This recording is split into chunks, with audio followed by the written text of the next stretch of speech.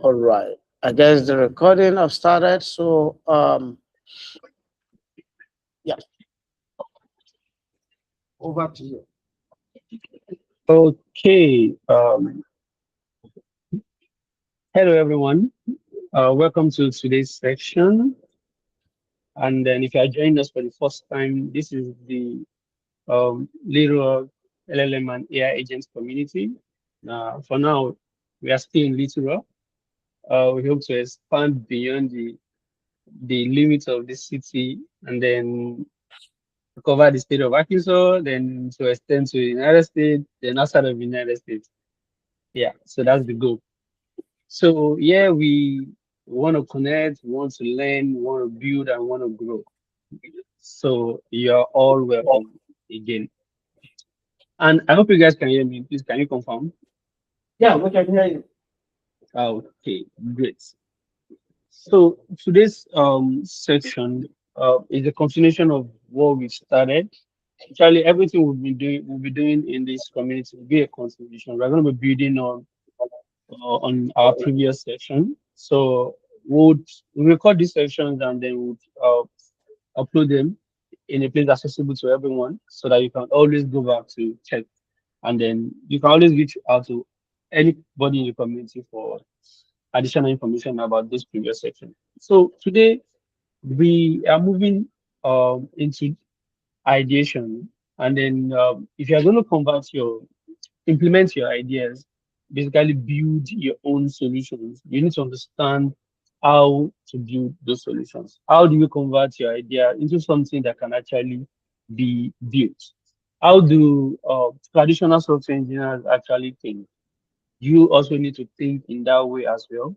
Then you will use AI to accelerate your development.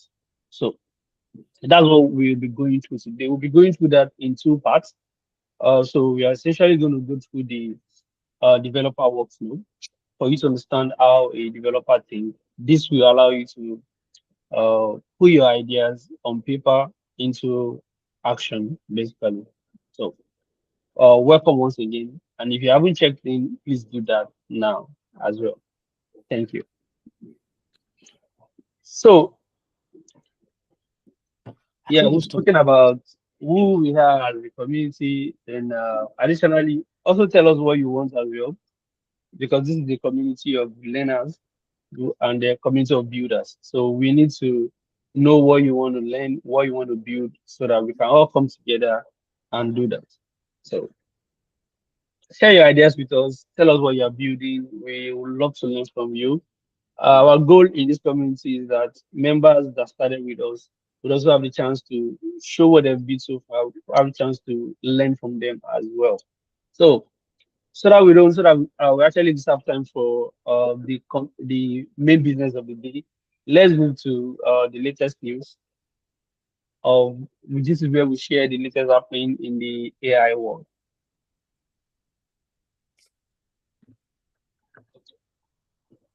Yes. So I let me see if I can share my screen quickly so that I can show some things. Yes. Please go ahead and share screen. Okay. Okay.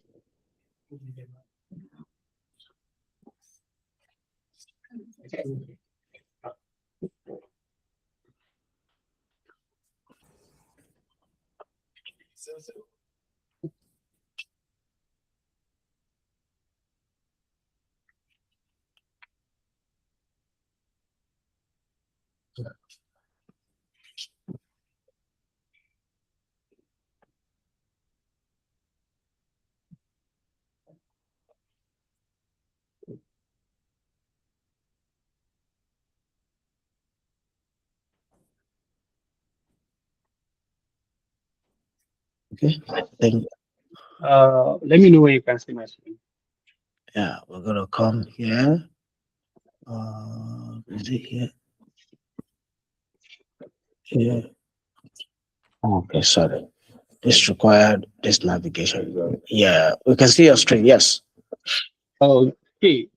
So these are just I would say, samples of things that have happened in AI in the past couple of in the AI world in the past couple of weeks or this month, basically. Now we've seen some power moves that have happened in the AI industry. So I'm going to show you some of those events, and then you're also free to contribute as well. Now, when in the AI world, what we knew was competition. Like you have open source models competing with open weight model competing with closed source models.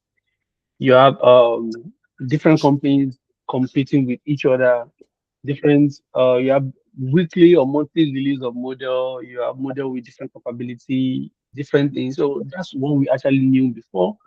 But over the past couple of weeks, I think last week to this week, we've seen that AI is moving from competition to control now at this point. So um, if you actually see the news when Anthropic released the Mythos and the Fable model, it was released to a few set of people for a while. I think that was last month. Then gradually it was phased in for a lot of people as well. But the current administration wanted them to rein the model and not make it accessible to anyone outside of America. And even if you're an American, you're not an American, basically. So Anthropic had to uh, Anthropic had to stop the deployment of model, remove the model from production entirely. Now we are seeing these trend now, and since this is the first time it's happening, I don't think it's going to stop. I think the next powerful model that any lab is going to build as well would also would also be um, would also be controlled too. Basically, at a point, only few companies or only few countries will be allowed certain access to this model. I hope that's not going to happen, but it looks like we are moving into a control, because honestly, these models are getting very powerful, and then uh, I think government wants to lean in on these things as well. Now, so like I mentioned, like I was discussing earlier, the famous mythos, the entire shenanigans that happened around this. I'm pretty sure that the next, if you are OpenAI now, or you are Meta or you are Google, if you have a model that performs as good as Fable or Mythos, are you going to say it? Are you going to actually announce it publicly, or you're going to fear that you're also going to be controlled too? Because it looks like Anthropic would not reap the profits of or whatever investment they made into Fable or Mythos, because they're not ever going to be able to commercialize it. They're not even, yeah. So and that would be difficult to actually get return on investments for. So what's going to happen next? Are, are we going to finally have the legislative policies around AI that people have been clamoring for? In Europe, I think that we've done a lot of things about AI. But now in the United States, are we going to have those legislative policy around AI too? Who knows? Currently, it's still at the executive level, but at the legislative level, let's see what's going to happen. So this is the space you guys should actually watch out for. Then this is the shocking one, right? I don't say shocking. It was surprising. The acquisition of Cursor by SpaceX, acquisition of the parent company, the owner of Cursor by SpaceX for $60 billion in stock. Yeah, this was now SpaceX wants to enter into, or they're already in the AI business with XAI and everything, but they do not want to build a coding agent from ground up any again. And then decided to buy Cursor in stock since they just went public, and they're trading at close to more than 1 trillion. So they just bought Cursor, in that, which is good for employees of Cursor. I don't know if it's good for us, the consumer, actually. Then this part is the one that is that happened on the low key, Mhm. but it's something that I happen to take note of, and then because I was following these guys up and down everywhere. Now, when the transformer architecture came out, that was 2017. It's almost 10 years now. The original authors, when you hear Vaswani Eto, like Vaswani was the first author, but Noam was also an author on that paper as well. I think Vaswani has left Google a long time ago. I think Noam left too, but they came back to the character.ai initiative. Now, Noam leaving Google now for leaving DeepMind for OpenAI is crazy at this point. Now, Google, I don't want to say, but they're currently struggling in the AI market at this point with Meta alongside Meta. So, Noam leaving is dealing a huge blow to them as well. Then John Jumper also left AlphaFold to Anthropic. This is cool too because Jumper, if I remember, joined AlphaFold just like 6 months after his PhD, and he was leading the team. So he really did a lot of work there. So going to Anthropic too, it's almost like AI talents are coalescing at this top team. The same way Metal early this year enticed a lot of AI talent with a lot of money. I don't know what the deal Anthropic is giving or OpenAI, but now this is a time where talents are actually being sought after.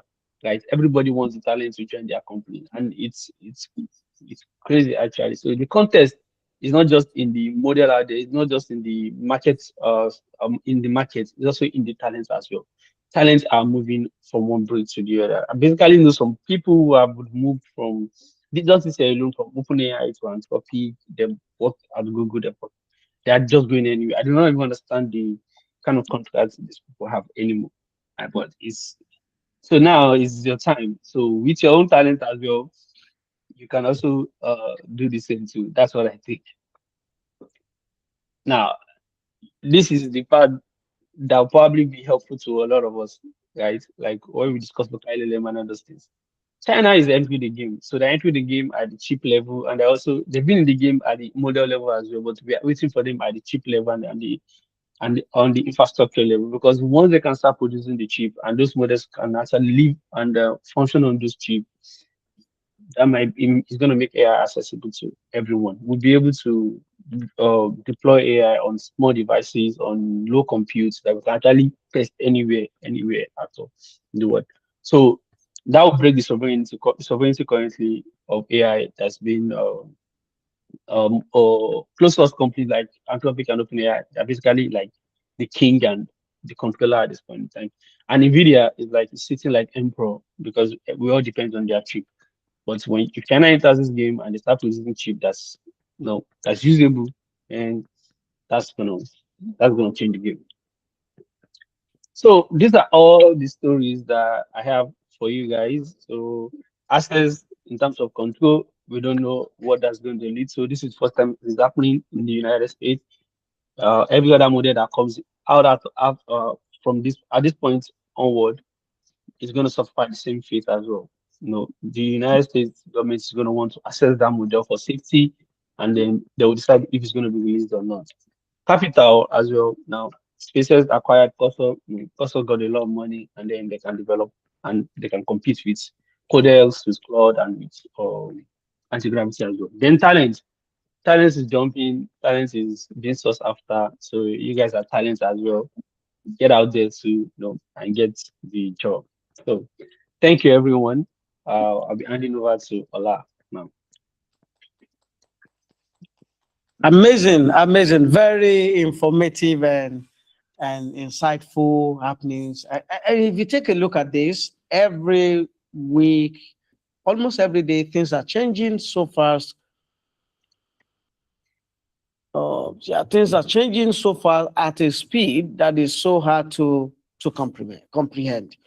And like what he mentioned, we've learned about first, just to give a recap, Fable 5 and Mythos 5. Do do we all know the news? Naya, do you know? Okay.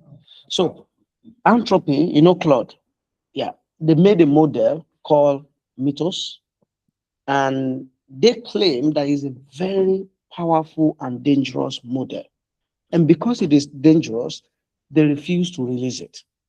So meaning there's a new model that is powerful than all what we're using right now.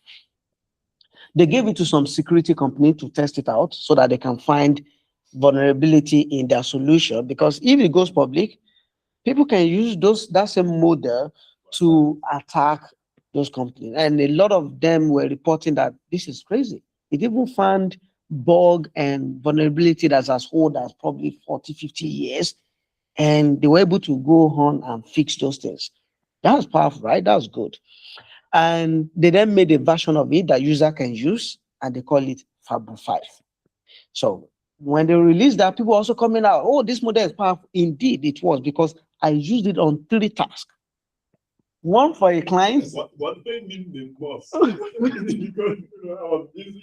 Yeah. So I didn't test it. Yeah. There was a platform I was building is multi-tenant for a legal company, and all of a sudden they also want to have primary and secondary tenant, where they can have 5 different tenants, but they are controlling everything for one single tenant.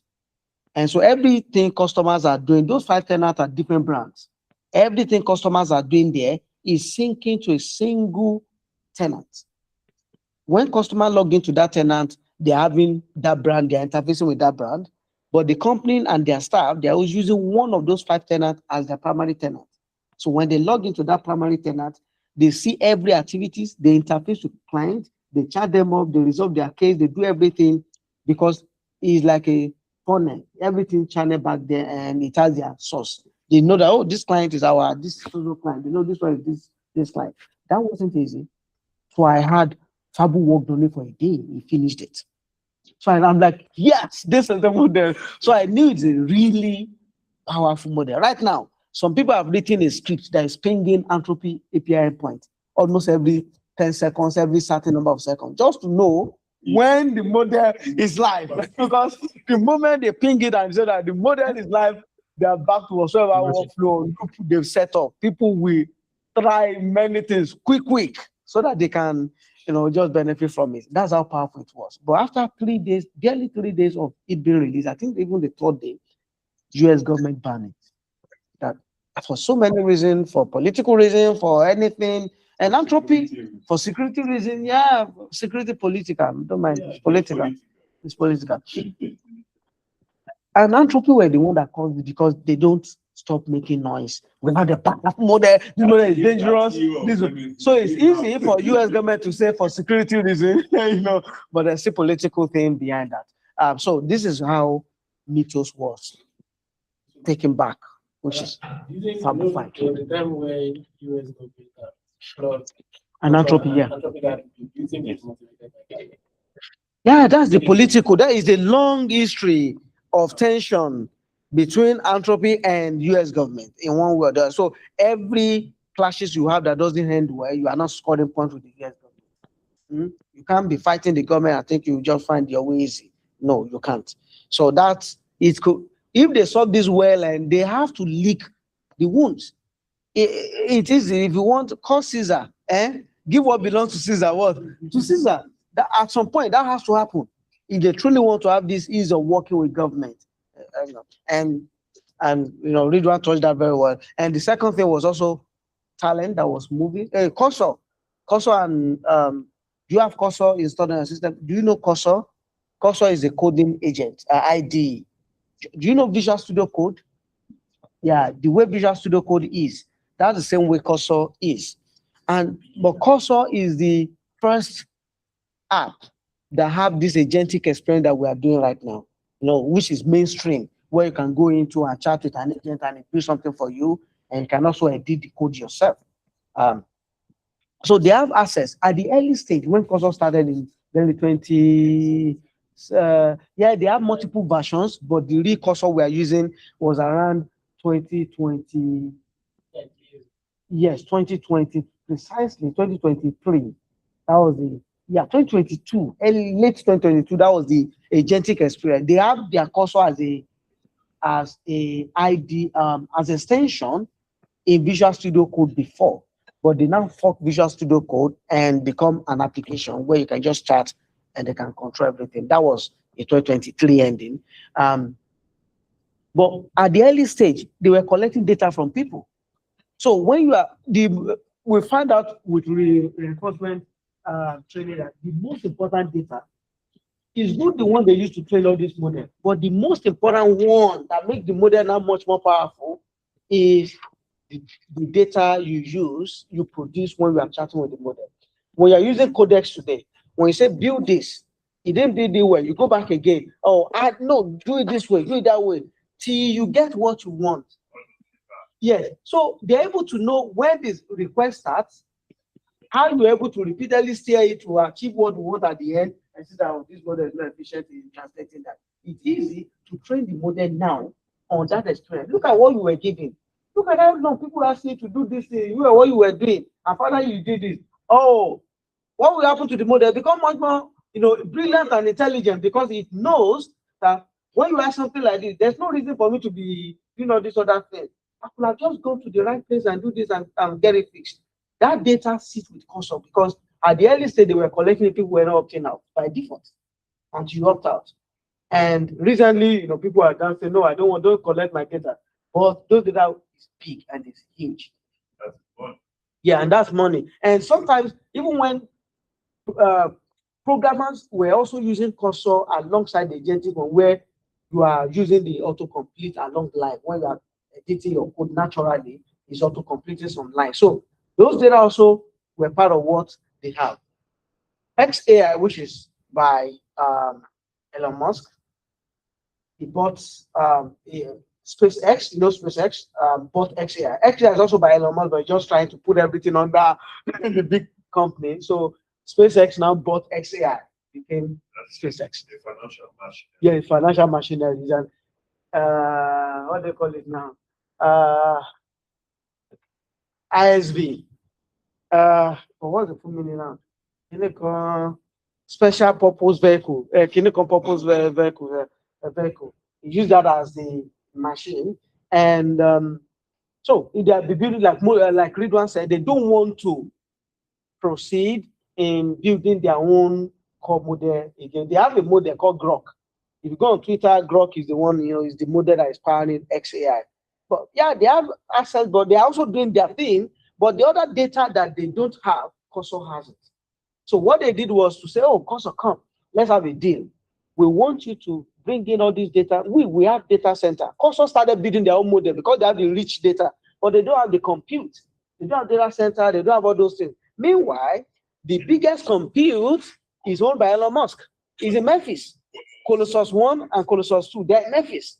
Very big compute, this thing. So he said, okay, come here, come and use our compute. And he now said to them, okay, let's do work together. Give me your data. We have this compute. But they use the compute, they produce Composer 2.5. I think it's Composer 3 now. Yeah, it's 3. I think, are they on 3? Yeah, they're on Composer 3. Composer 3 is Grok, is Cursor model, which is tiny, meaning it's so fast, but because they are not training on all these trillion parameter model, they just distill K 0.25 and then use their other data to train it. So they have this fast and capable model, but they use compute because you need a lot of computing power, which Elon Musk gave to them. They use that to prove that Composer 2.5 was very good and fast. Elon Musk saw an opportunity, then he called them. Let's do a deal. Give me your data. Let me use that to train some of these things I'm building. If it can produce a breakthrough result for me, I will buy you for $60 billion. But if it does not produce, I will give you $10 billion for the work we have done together. And they released a statement about that, I think 2-3 months ago. So, no, they just finished training. Now, they did, Cursor did a program, an annual conference called Compile. They did that this same week, about 3 days ago. And it was in that training that they released that, they now have a new model they have built with Elon Musk, about 1.5 trillion parameter, that is going to produce at the level of the frontier model. Very powerful. Trillion parameter. So it is no more million. Trillion. This one now is Elon Musk has joined his own data with their data and they give them the compute. So it was easier because I'm sure they've seen the result and another word. You guys will have what we need. Let's just buy it. That was why they came to that conclusion so easy? Because he's saying that at the end of the year, the earlier agreement that was released is that if this agreement yield the right results to the end of the year, we'll acquire it for $60 billion. Not up to 2 months or 3 months. Just announce that we're acquiring these people $60 billion. No need to waste time because what we need, they actually have it. So that is a way to summarize that update. Do you get that now? Is it making sense to you as well? Just to fix, they have not released Compulsory. compulsory yet. Yeah, it's 2.5 that they yeah. They might not even call it 3. Now they've already renamed it.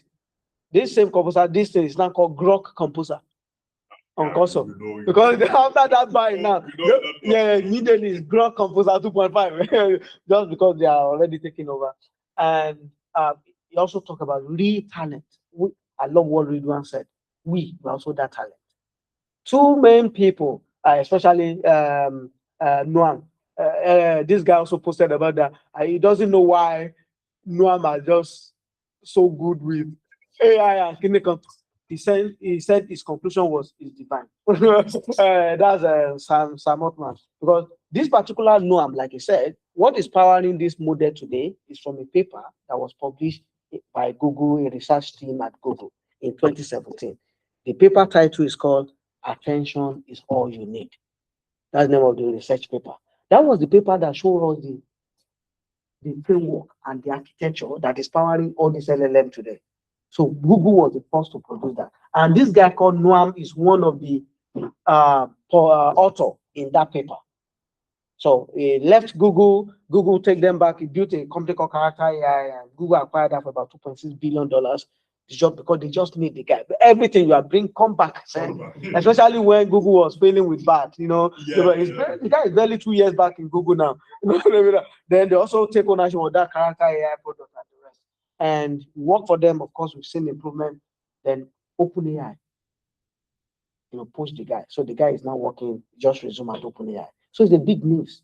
And another one from AlphaFold. AlphaFold is Google research hub for applying AI in medical breakthrough, medicine, medical line. That's called AlphaFold. And this guy, Demis Hassabis, who is the CEO of Google DeepMind, his own deepest interest is to use AI to solve medical problems. So every other thing we are benefiting from Gemini just because product and money, but he wanted to truly solve, cure cancer, do all those things. So Google is pushing hard the medical line. So the guy that left to Anthropic from AlphaFold, meaning it's a big blow. So this is a talent war that those 2 key guys leaving Google, going to this other frontier lab is something that we need to, monitor and be aware of. Yeah.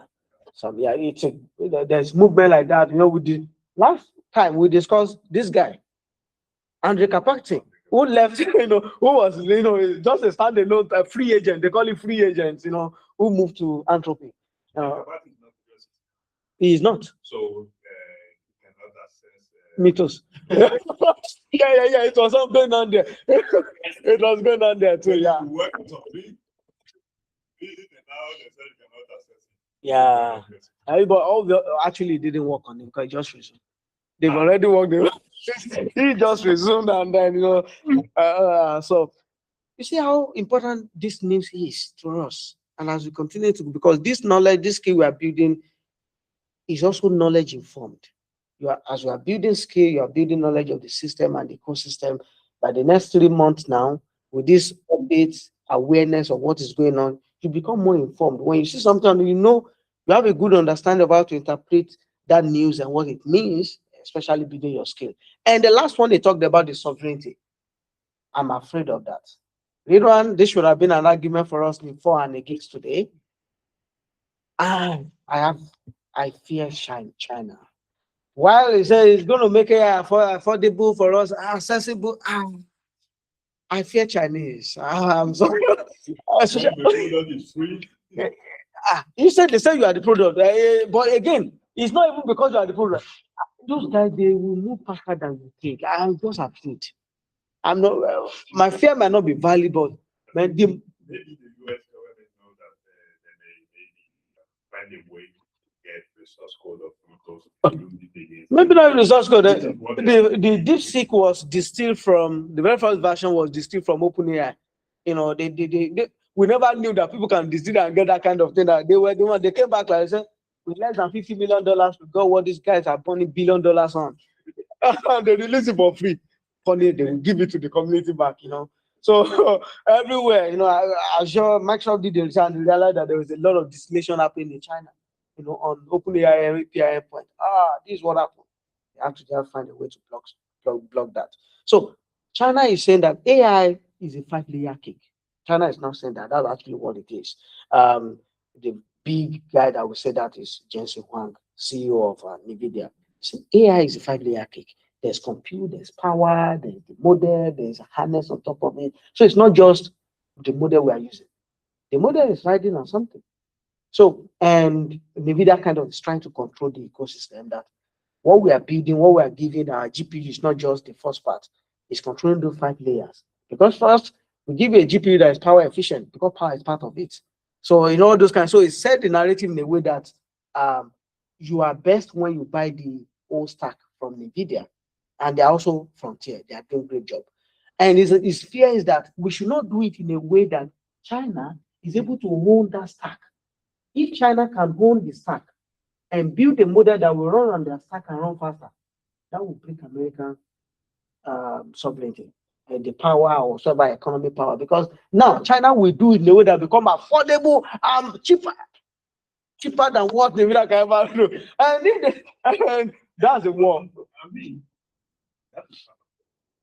yeah, they're delaying it. When obviously now with this news update now, I'm just hearing it for the first time. This 256 billion committed to, and China is the Oga when it comes to one of the layer of the cake. Oga means boss. China is boss when it comes to power. Oh yeah, you thought it's God, ba? Oh God. Okay. Yeah, boss. China is boss when it comes to power. America has shortage of power. China does not care all this environmental this thing. They have this nuclear power plant. They have plenty of it that is running. The kind of power they've generated and they have is more than enough. Solar power than America. Yes, solar, nuclear, any form, they have it. They are still running coal. The people are saying it's not more, they are running all of them. They have power. So they have one of the layer of this thing, they have in abundance. But the other part, the part around the model, they've cracked it. So this guy that owns the CEO of ZAI, which is GLM, there's open source model called GLM. They released GLM 5.2. He said that they might produce Fabo Mythos level of intelligence before the end of the year. So they've cracked to a very large extent how to build this intelligence. But the owning the stack, and that's what we don't touch in that update now. I'm afraid.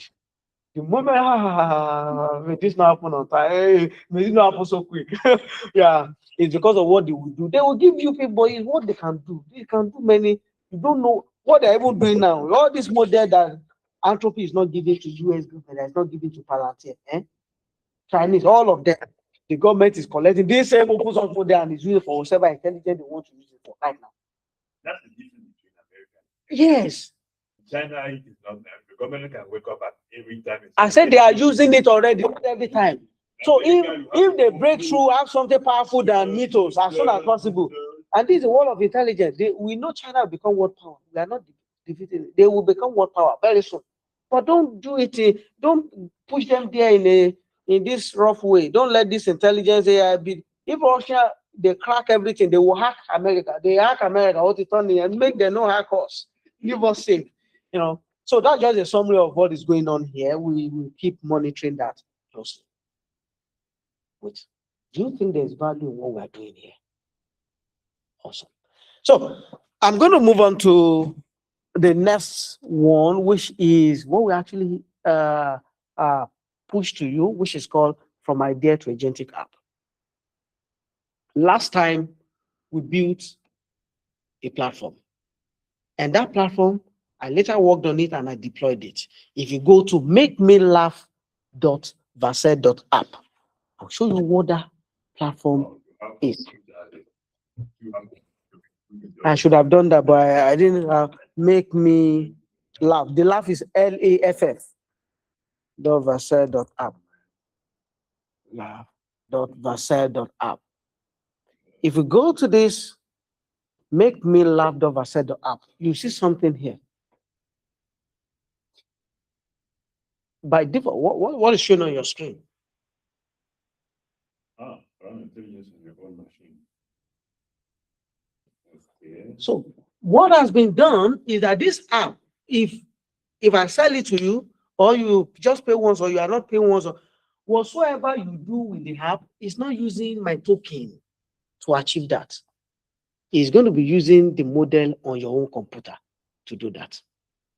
So, and is able to detect if you have it running, because right now, Ulama is not reachable. That's what he's saying for me, because I did not start Ulama now. And he's saying that, no, for me to make it is just go to your terminal and run this. You can just copy.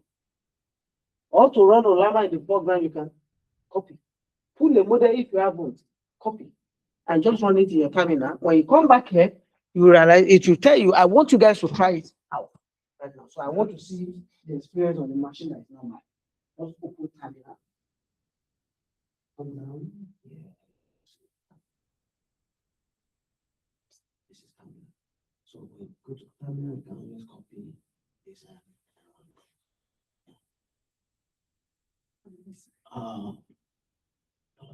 So you can go to copy, and then I want you to run and see how we get updated to show you. So if you're online, in case you missed this last week, we built an application. We built an application and we're just trying to demonstrate how the world is changing so fast, where people can build an application and the AI that is driving the application is sitting on your own device. And that make it easy for developers not to be the one carrying the cost of tokens that can run an application. Why the functionality is still limited? Because the local model that will be on your computer to run some application are not as capable enough now, but is a path towards something. And this is just a use case to them. If I put on Olama, this is Olama, which is running. It's not reachable. If I allow this and come right here saying, click to set up, Olama is not connected. For me, I can click here. I'm on Mac. I'll copy. Coming down to my terminal, I'm going to paste this in my terminal. I'm just going to show you what is going on right here. Control V, launch this. Yeah, I did that. Okay, I'm back here and pull Olama. The model is already pulled. If I click on recheck, just to see if it's reachable. Now, it has updated for me. It says it's reachable, but there's a core issue. Did you get that? Yes.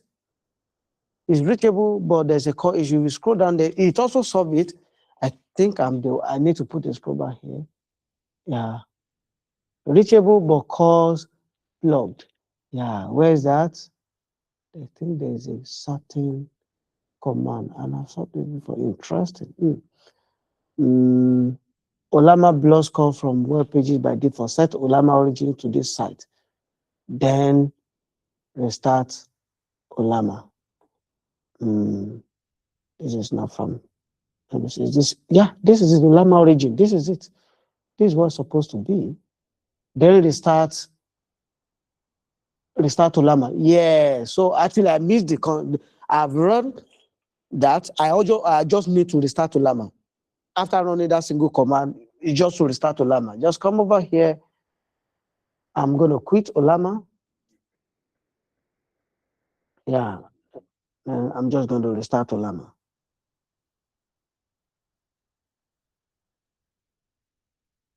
Olama is starting, and the moment Olama is up, yeah, Olama is up. For me, I can just close this bar, and I'm going to recheck. Yep, this is what mine show Olama connected. So quit Olama, you can quit. You already, except you are not pulled the model. It's not pulled. This model you could just, you've not pulled, so you could run that other command or just send I. It's going to download the model. If that's not that, yours is connected. Llama connected. Will you check?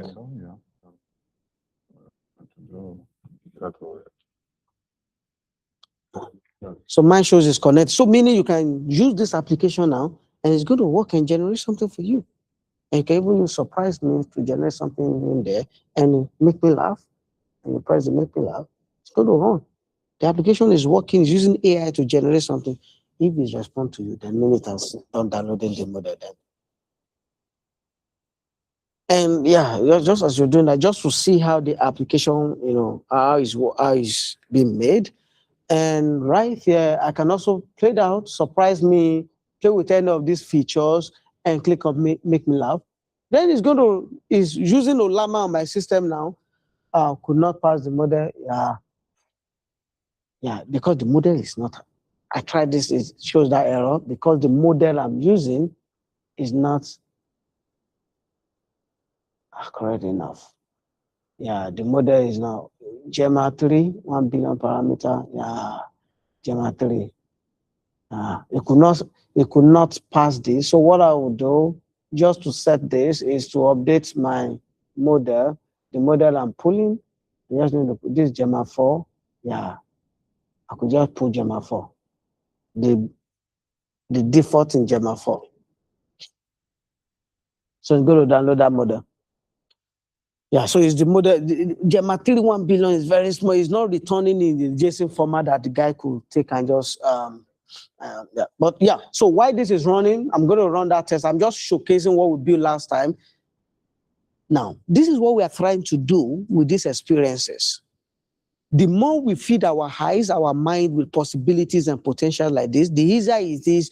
The day you need to build something, you just remember this is possible, this is possible, this is possible. Then what I'm building, I can use this feature and experiences to build something like this.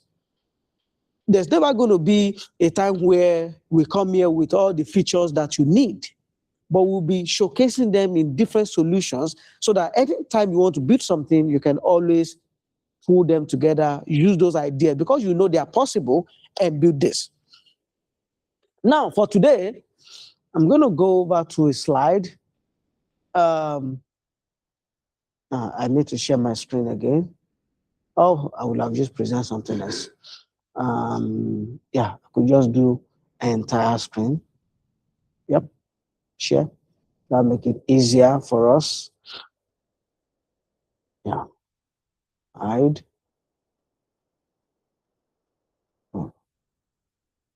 Just try to. Okay. Mostly it's not working here. Yeah. Is it because this guy is pulling? Okay. I was waiting. What do you have that error, by the way? What did I have? The error is just working. It's showing is a JSON passing because when it returned, and yeah, the model did not format JSON well enough. So because the model is now that capable, a very tiny model. So that's why I'm updating to a Gemma 4 is more better architecture, then it's going to be able to see that. Now, okay, let me just look at present. I don't have this thing on this system. So this is my first time I'm using this Apple, this thing now. How do you present here? Anybody have experience? Okay, play. All right. So today, if you are wondering how can I build anything, I have some of my friends here. Even I'm going to give a shout out to Fashion Odwan. I think I saw your name right there. Thank you. So this means a lot to me. A quick backstory: Fashion Odwan. We started. I met him during my secondary school days.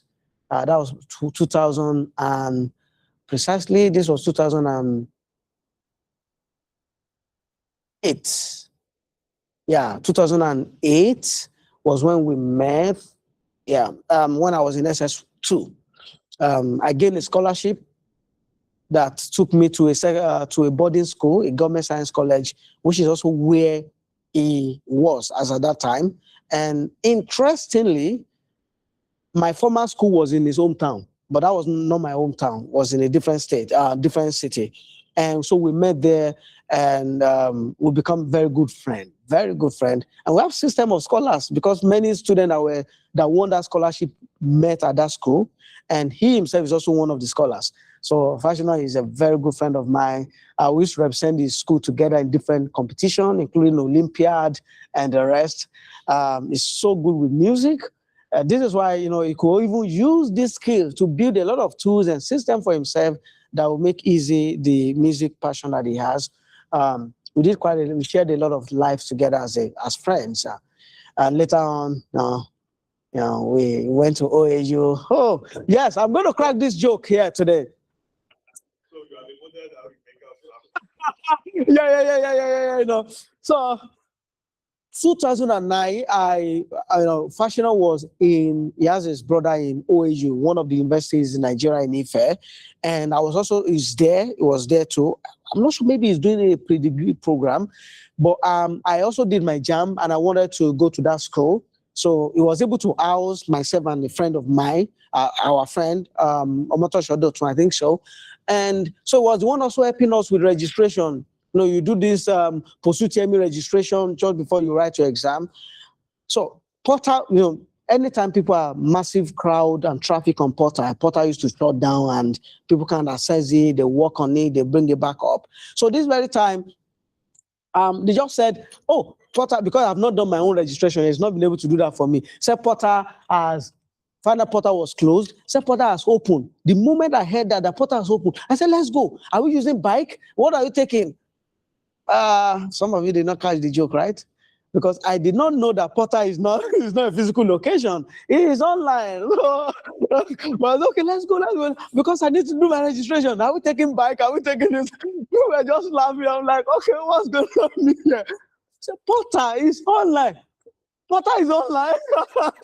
It was very funny, but I can't forget that as well because I was educated at that moment. Okay, Portal is online. It's not a physical office. So thanks, Fashion, for making it here and showing that commitment to growth. Yeah, it's constant. We keep growing. All right. So today I want to show what should the workflow look like. So if someone today, for the very first time, I'm writing a book on this concept that I'm sharing today, this framework. And hopefully, I'm still looking for a publisher. I want to make it a hard copy book. Probably in the next couple, before the end of this year, should be out. It's been a walk in the park for me. So I want to truly share today what workflow would you use if you want to build any idea. What you've done before, what you've never done before, how should you approach it? If you can follow this workflow, in all honesty, it has worked for me, not just once. When I started moving, I did that when I began this journey. When I moved to React Native, trying to build mobile application, the app you use for Mitumo, I built that. It's React Native. I've built iOS native application that in iOS store today, about 3 or 4. I have about 7 heads that is in beta test. Anytime I want to release them, I'll just push it to Play Store for full approval. But I used the same concept when I was building just web app, the same framework when I was moving to React Native, the same when I was building iOS, even building macOS application. And recently I started building with Rust and Tauri for Windows and Linux because I was porting Otter AI to Linux and Windows. The same, and then, okay, this thing does not get old. You can reapply it to any new niche that you're going into. I'm also building one for very big government platform, trying to build a governance intelligence system. But what does it look like? When you want to build an application or you want to build something, you want to solve a problem for the first time, leveraging AI, what should that look like? And that is what I'm trying to share today, briefly. So the whole idea is called prompt from the known. It's simple. Yeah. No, this boy is cracked, man. No. Well, is that a dry one? Or I'm trying to fit into American history. Well, give me a better way to say that. The way you showed up all of a sudden, like you are it man, you are like, no, not it man, but like you are always on point.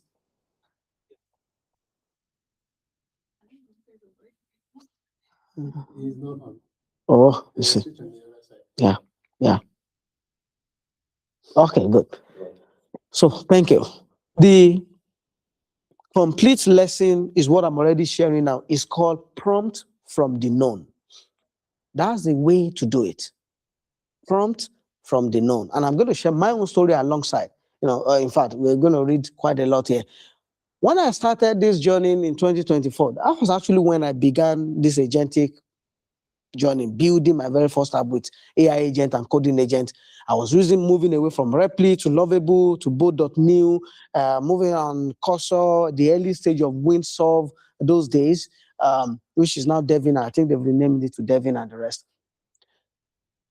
I do not have experience building full-fledged web application in the past.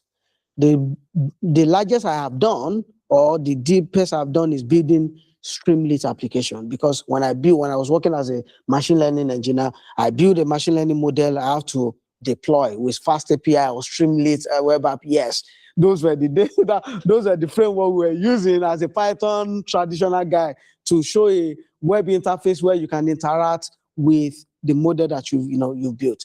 But building a real web app that people can use, deploy, I don't have that experience. So starting from the known, don't forget the concept is you must start from the known. So, but for me, because I was using Replit and the rest, when I go there, I say, I want to build finance.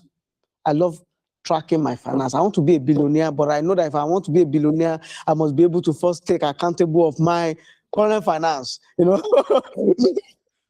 Credit card is throwing me into some debt that I don't want. So I need to track, how is this debt growing? So I want to track what I'm spending. So beyond just swiping the card, so I'm interested in finance applications. So I started building one. So I gave the prompt to Replit. To be very honest, under 30, 45 minutes, Replit built something that is so amazing. I was touching it, was working. I couldn't believe myself. Wow, this AI, this thing can do a lot of magic. Well, today I look back now, I'm smiling because I know it's a repeatable magic that is something you can repeat. Okay, after that, they will always keep suggesting I can do this, I can do that. Okay, I'll click a button, do it.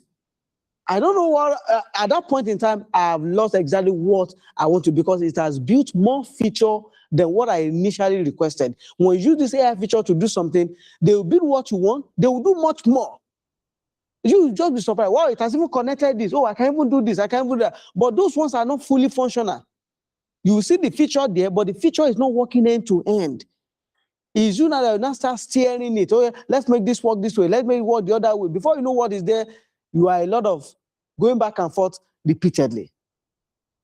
So after that, it asked me that I can connect. Oh, I said, yeah, connect to database. Did that? It's because Replit has its own database system. So it's spin up a database. It added it to it. Wow. So data is dropping database. I saw it. I love data. I love database. I saw the database schema. I saw, yes, I love this. And I went back again and asked for something. It did authentication. At some point, it was asking me for API key. I started getting lost because now I was early at this. And this API key, well, like I said, I have to go and register an account somewhere else and generate. Okay, now we're getting there. I felt really, this is not going to be possible. So I generated, it took me 2 days, 3 days. I'll come back at night and do that. Where am I going to? At the end, that application, I scrapped it because it was no longer working. I prompted to fix some problem or solving. Those were the days when AI will solve a problem and create another problem.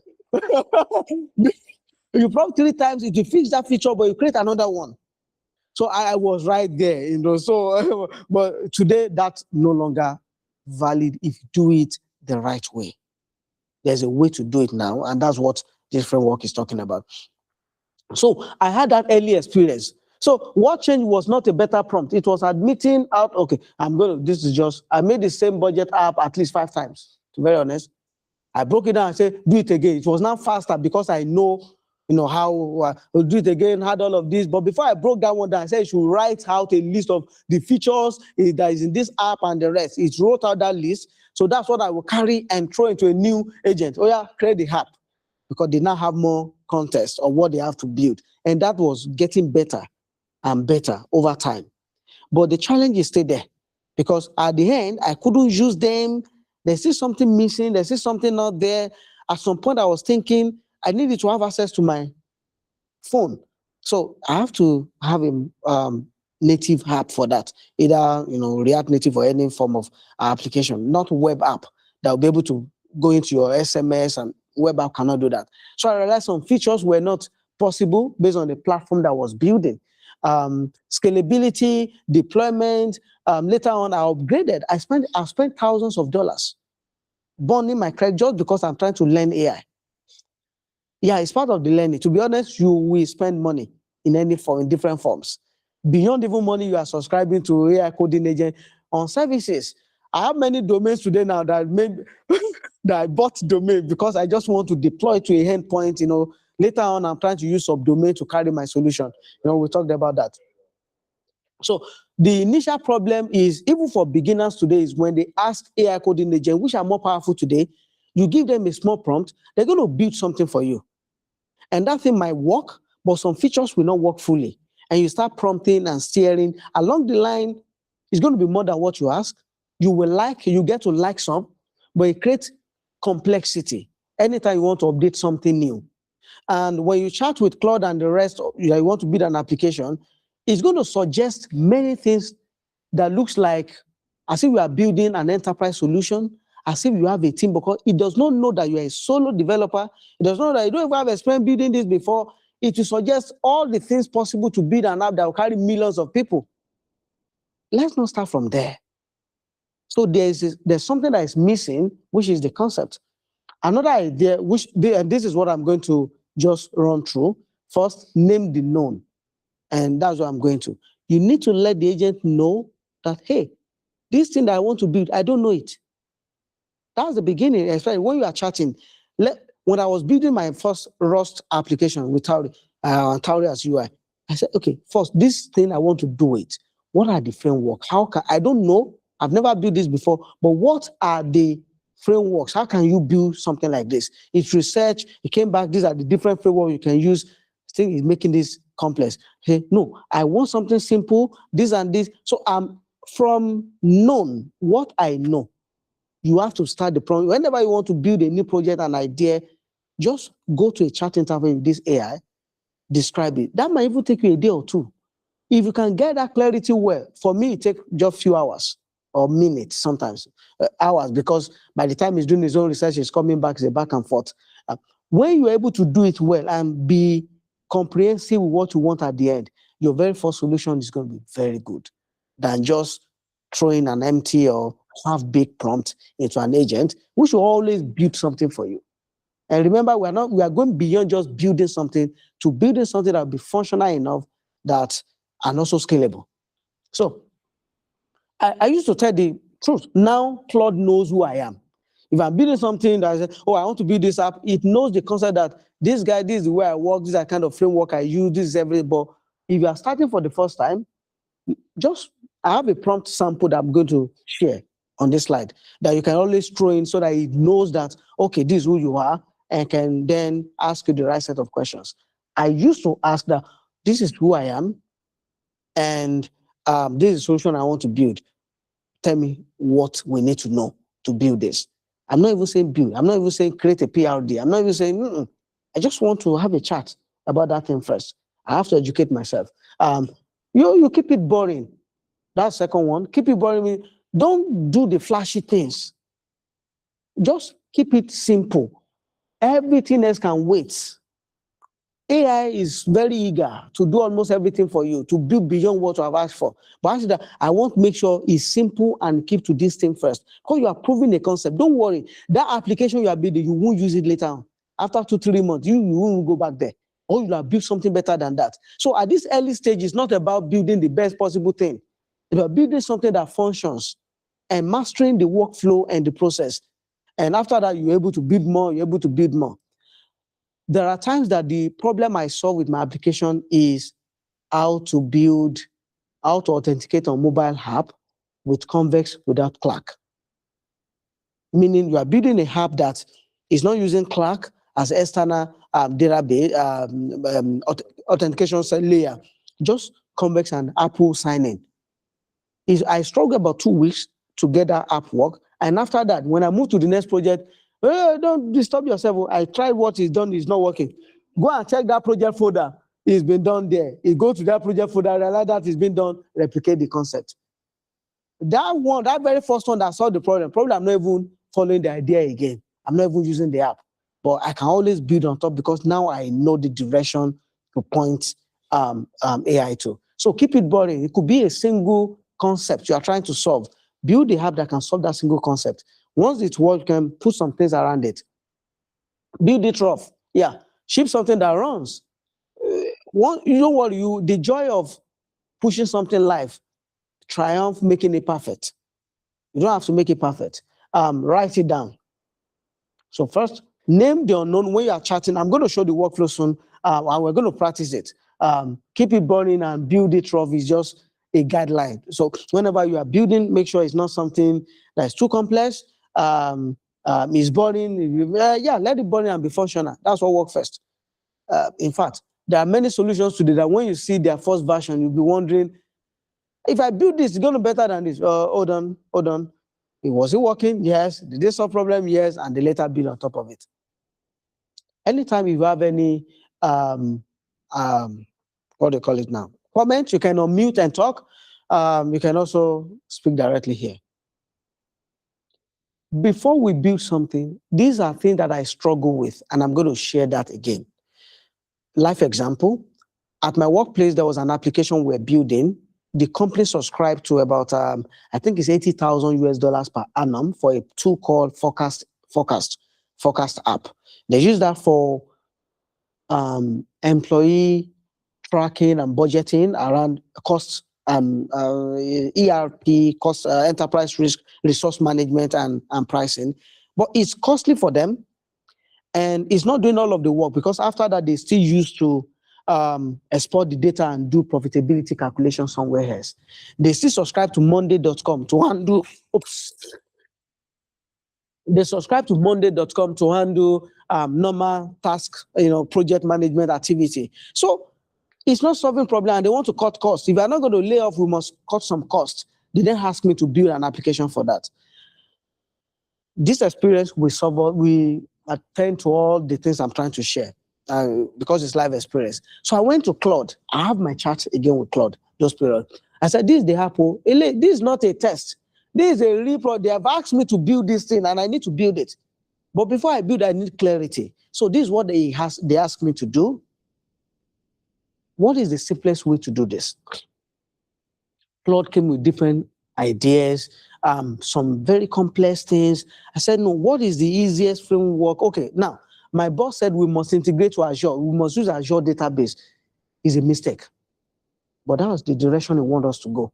Okay, they said we must use Azure database and the rest. So Claude now recommended then I should use React for the front end.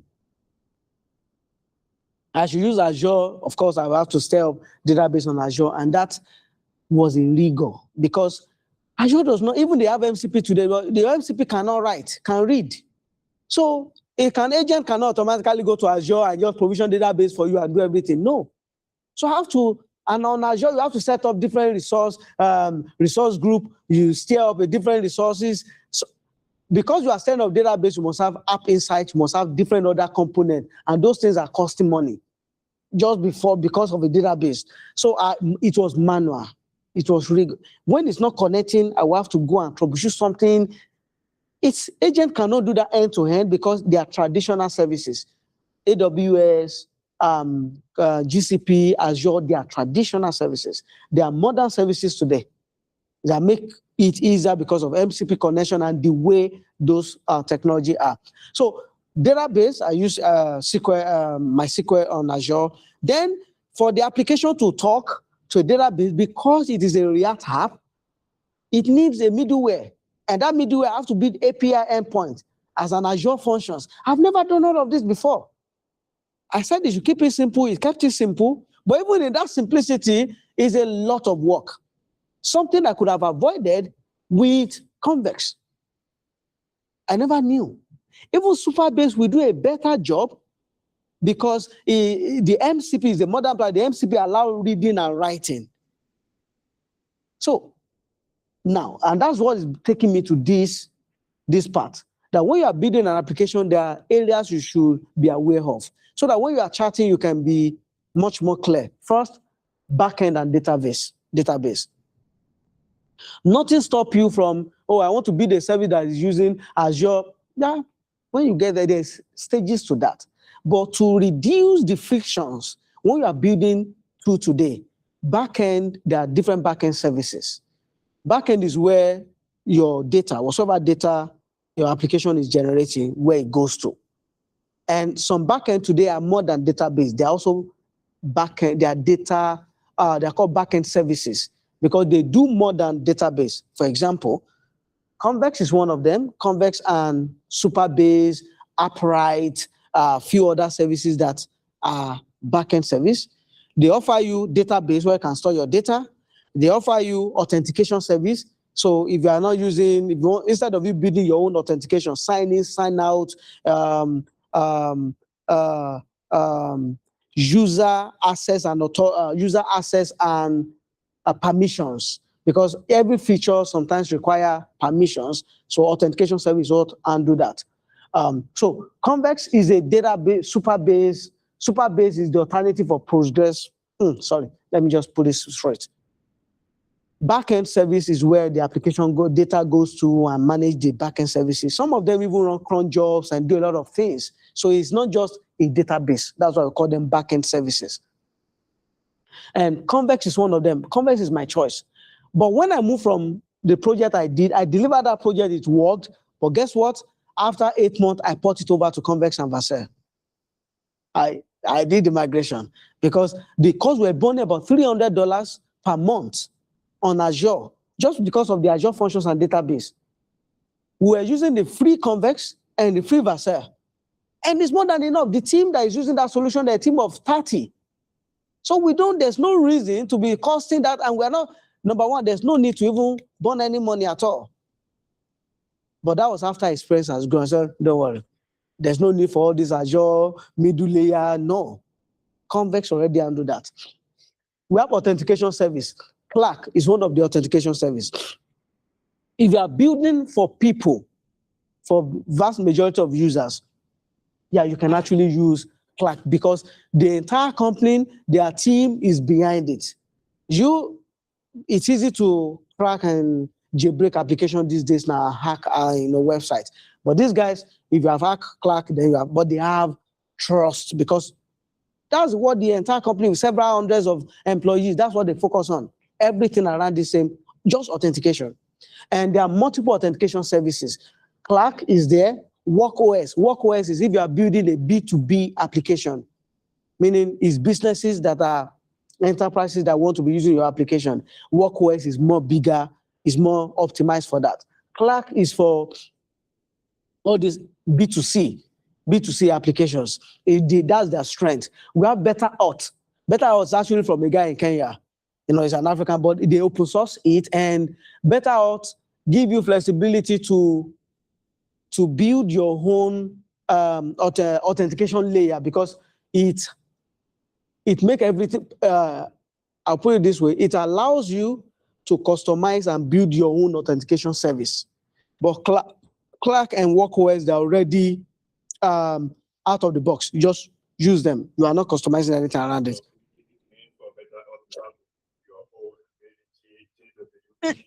Yes. So for Better Auth, as you are growing in programming knowledge, that's when you can use this. I don't recommend this for beginners because it requires setting up some extra things that WorkOS and Clark has already made available out of the box.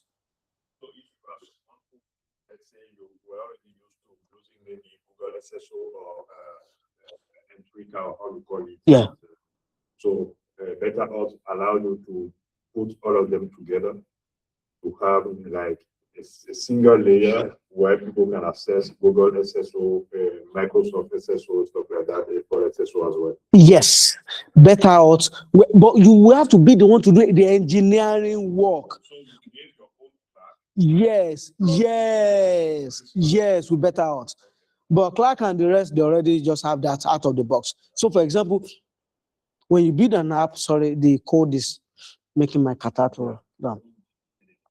When you build an app, it become to authenticate become just faster because if you are using Clark already have agents can work with it. These are modern platform.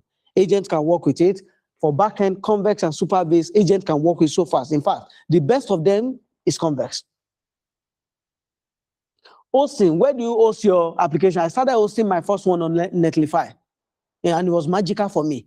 When I deployed to GitHub and it just start up again and it's running. But again, the reason why of course, you can even host in many places these days. The reason why I always choose Vercel, remember, the first couple of projects you are building is not even about profit making or this thing for you are accumulating capability and skill and experience. You want to take away every form of frictions. You want to take away every form of frictions. So I use Vercel for hosting because it's just easier. And I also use Nest.js as the framework. Most of my framework are Nest.js, and Vercel is the one that built Nest.js.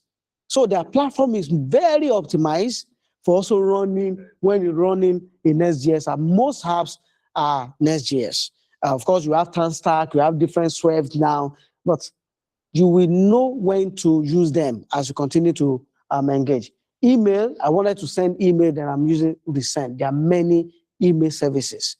Megon, Mailchimp, but Resend is for developers. Resend was actually built for developers because it's API customizing. There's no UI UX. And for front end, I use Nest.js. Now, the reason why I'm touching this before we go ahead and start prompting or doing this is, if you don't know this component around building an application, you will struggle because when you are using charge, they are just returning something, but you don't even know why that is there. What I did, two things. My first application during that time, I said, my boss wants me to use Azure. I want me to do this. And I specify the things that I'm using. And because I started building with Superbase that early days, I later got frustrated because agent could not do some things. When I asked agent to build some features, because I'm using Superbase, he's going to build it on Cursor. Base, number one, the model is not capable enough. Number two, Superbase is not matured enough around that time. He's going to build it, it will work, but it's not work end to end. Because at every point in time, the agent does not have the snapshot of the database. And so, even though it has MCP to read tables, but it does not always, it's not every time that it's building something that you go and read the table. So the moment it did not read the table, you might need to add a new column. You might need to, even when you add a column, you might need to go and do re-indexing, do all those things. It just mix up. So it now keep giving me some query. As you go to Superbase, go to the function, run the query there, it's slowing down. Sometimes it will work, sometimes I will try multiple times before it now finally works.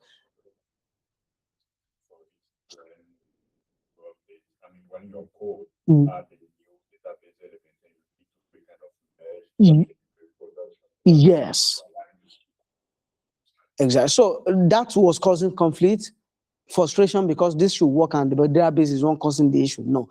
Then when I found, so during those times, I went to Claude and I said, please create a prompt instruction for me so that anytime I call it startup app or something like that, I created a project. You can create a project in ChatGPT or Claude, or you create a gem in Gemini and you put those instructions. But I went to Claude, I say, create a prompt instruction that I can use to create a project so that anytime I will have an app idea, I can chat with that project and it can just help me, with all the things I need. And make sure that it's not going to all, what do you call it now? All framework. Let's keep to Superbase, Netlify. I was mentioning those applications I was using, Azure and the rest. So that anytime I go there and ask, I want to build this app, it will not propose framework or anything outside of the one that I'm earlier familiar with, even though those were not the best as at that time.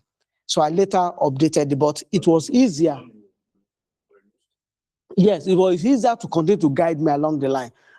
So this is what I landed on as my stack. People choose different things today. I use Convex for my backend. I use Clark for authentication. I use Resend for email. Vercel for hosting if it's web app. These days now, I'm having some crazy idea. I want to even build my own Vercel, but it doesn't worth it.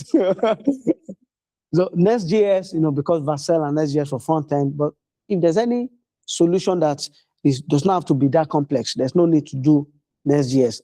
Model is capable now. GitHub to hold my code. So when you have this kind of idea, even if you are starting for the first time, if you take this screenshot and give it to ChatGPT or Gemini and say, I want to be building an app, but can you use this to create an instruction so that anytime I need an app, we are restricted to these services. But again, when I'm chatting, I'm always asking, what will it take to build this? So if there's any framework that is outside of this, the chat agent will tell you that okay, even though these are the framework these are the stack you are using to build this application you are talking about, you need something else. For example, if I want to do a mobile app, it's going to tell me that this will not work. This send will work for email, this work for authentication, this work for backend. I can't be hosting a mobile app on Vercel. You can't host on Vercel. Next.js front end, that's not what you are using. GitHub, you host your code. So the agent will tell you that, because it's a mobile app, you either have to use, Flutter, you have to use React Native, or you do iOS native. So it's going to definitely suggest what needs for that one. But knowing all this just help you keep it simple. All right. So today, as we're going to do the practical, we're going to start with known. I don't know this. Let's keep it simple and let's write the PRD. Name the unknown. I think I won't have to go through all of this. This is the beginning. Name the unknown. Ideation, where you are, start with small idea, chat it down. I'm not going to go through this like saying it. I will practice it. All the story I've shared has condensed everything I'm trying to share here. You're going to write it down. PRD. We'll see that block it, build and test. The agentic loop. Yeah, is it where I want to talk now? Yes, this place. Oh, this thing really helped me. This idea of context, rule, and memory. There was a lot of financial calculation in the application I was building in my company, Delightful Communication. It's just too much I'm not a finance guy, and the finance team just tell you about different metrics and KPIs and how to calculate them. I will record the call when they were explaining that to me, and then I will just put the transcript, go back to my coding agent, say, this is what they want. The coding agent will build that. When he was able to build those calculation engine for those finance, I saw it that it was accurate. Then I had a rule here that says, whenever that kind of thing is achieved, it should create a Markdown file called context. There's a document folder. Create a Markdown file and describe what you do to solve that problem. Because I want to be sure, how did this solve the problem? So it's going to create, man, I'm not sure this kata is, sorry. Let me get water, that might help me. I'm struggling and pushing it out and talking. Thank you, Bola. I see that you've touched the AC. We have water here. Okay. So we have living documents. Yeah, living instruction. Sorry, guys. Okay, that should help me. Yeah, down. Yeah, down to the left, just where you are to the left. So especially because we want to learn. So when you are using AI to build something, feel free whenever it does something that you love this, you can easily say, write a Markdown file and save it in a docs folder on how you actually solve this problem. Because you want to go back and reference it. After some times, I used to create a learning from that and say, can you go to the doc file and create probably a learning? Because sometimes when I have presentation, I need to be able to defend what is going on. They will ask me, how did you do this? Explain what is going on there. Will I say, AI did that? You're responsible. So because it has saved the instruction, thank you, on how he did it. So when I say, okay, can you tell me how we achieve this? It's going to just easily go back there and tell me. And that helped my knowledge to getting familiar with the project. So as you are building, there's something called agent.md, there's claude.md. Those are rule file that is created for the agent. Those olden days, Cursor has its own Cursor MD file. That's where I put rules. Every rules goes there. For context, I used to have a folder called doc/doc. So here, in fact, if I'm building on a loop, I used to say that when you are using rough loop, every time you finish each milestone, create a markdown file on what you did and how you solved the problem and put it in the doc folder. Because that is what I can also use to learn. We can generate learning content from that instead of going through the entire code. And memory, these days now, Claude, when you say something, you say, I'm saving that to memory, because 2026 is the year of memory for agents. We are seeing, that's why ChatGPT can go through the entire chat, and what you've chatted 3 months ago can still use that context to drive a new conversation today without you referencing it. Claude, the same thing. You know, they are very the memory is now bigger now this year, that if there's something that needs to be saved in memory, just say it. Say, I need you to keep track of this. I was building something several weeks ago, and I said, oh, I want to write something about this. Remind me later. There was a day I was chatting something and said, oh, this is similar to what you did the last time. Remember, you also said you want to write something about it. Oh, it's actively drawing from those memories. So you're also building a memory for your work. The reason is, later on, you might not have to go back to the same project, but it also helps you to learn. So I always make sure that my project have some form, these different rules. So this project instruction, this is basic, it's just the beginning. See how simple it is. If you drop this in Claude or Chat or Gemini, say, you are helping me build a small web app. I am one person, not a team, and this is not an enterprise software. Just know this as a beginning. Later on, you can, when you have these big ideas, you can always be throwing and say, okay, I'm building for a company and the rest. Rules, recommend only the simplest component that make this work. No complexity I did not ask for. Restrict every suggestion to services I already use. I said those services I use Convex, or I'm familiar with Convex, I'm familiar with Clark, Resend, Vercel. If something outside this list is truly needed, say why in one line and wait for me to approve it. When you write code, give me the exact file and the exact thing to paste, no paraphrase. If you are not sure what I already know, ask before assuming. As simple as this is, you throw it to Claude Chat and say, now, this is the idea that I want to build.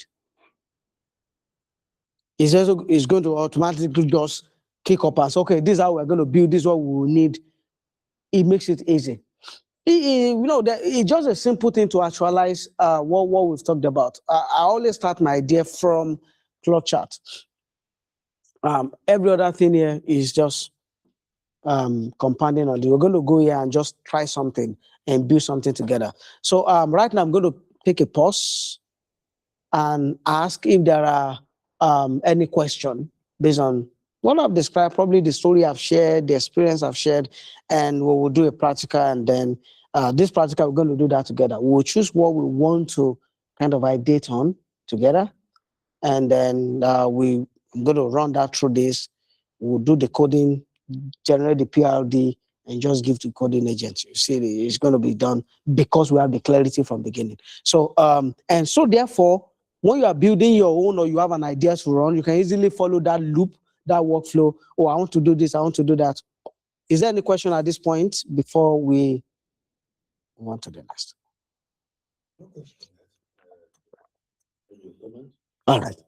I love the part when you explain how you use it to learn for yourself. I think that would be useful for me very soon for that's of saying part, because it shows intentionality in the way you use. Like you are not just throwing the points to the LLM. No, you are using it for sure to do something, but at the same time you are trying to learn by yourself to to upskill yourself alongside Yeah. And that's really, really interesting. I think that for me, investment, I think that's the best way to AI intensive the Yeah. Thank you. Let me ask, Peter, any question from you? Any general question or any, there's today, everything should be buildable for everybody, right? But there are still some ideas that does not worth pursuing. You're trying to build a service that someone has built, and the free service, free tiers is even bigger enough for you, to use. Do you accept for learning purpose, and you also even restrict what you're trying to do with it? A very good idea. Otter AI, which I use for detection. I subscribe to Whisper Flow, which is a paid service, about 180. Is it $180 per year? I think it's 180 or one something. Yeah, it's over $100 per year for subscription. And I felt it was working. I love it, but I felt something. These people are already also taking my data because everything is processed in the cloud. It's not on device. Yes, it's processed in the cloud. I love that it's slick, it works, it's fine, but I know it's on device, it's in the cloud. So I said to myself, okay, I should be able to also build something like this for learning purpose, so that I can dictate, and because it's really magical. I watch a video, just people showing me all this, they just do look, they just talk, do this and change this all to the people. They just, what are these people doing? How are they doing the magic? Because you can say more when you talk than when you are typing. You can describe, you can express, you can do that faster and more. And that was why I didn't know how to build. I've never built a Mac only application, but I went to charts, to Claude. Yes. Like this, the text that you mentioned. Yes. for the back end. Yes. So, see, because that's currently what I'm trying to do. Yeah. Like if you're building an app where you're trying to ship, like for example, I'm building an app for my lab, right? Okay, good. Because I use a MacBook. Mm-hmm. I'm going to need like a DMG file. Yes. My professor uses Windows, and maybe it's people in the spectrum might use Windows. Yeah. But I don't think like your current tech stack covered building No. applications. No. But when you use that same prompt instruction and you describe that same application, it's going to play that one. There are about two different framework. One, you can use Electron app. I've never built an Electron this, but because of my starting and engaging with her, he has recommended that this is. But the disadvantage of Electron app is they are heavier. The final file size, anyone that is native for macOS, this application is 11 megabytes. Whisper Flow is about 400 MB because it's Electron app. So it's like React Native application that is multi-cross platform. They're heavier because they carry artifacts for all the platforms. But a platform-specific framework will be lighter because it doesn't need any extra thing. It's just for the particular platform. I can work on both or just use Electron. Yeah, there's advantage for that. So Electron can actually works. The cursor that we've been using for a very long time is an Electron app. Same cursor. It's an Electron app that works across two platforms.